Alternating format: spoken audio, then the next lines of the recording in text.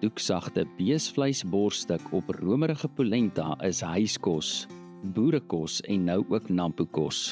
Maak jou reg vir 'n koservaring soos min in Syngenta en landbouboerekos se plaaskombuis. Dis nie toevallig dat Angus een van die wêreld se grootste vleisbeesrasse is nie.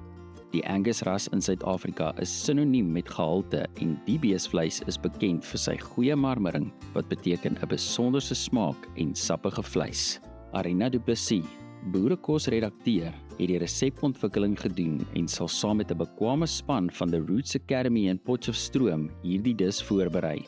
Kom loer sommer vroeg in, want die afgelope 2 jaar het die Angus disse gou uitverkoop. Die plaaskombuis is veel meer as net 'n eetplek.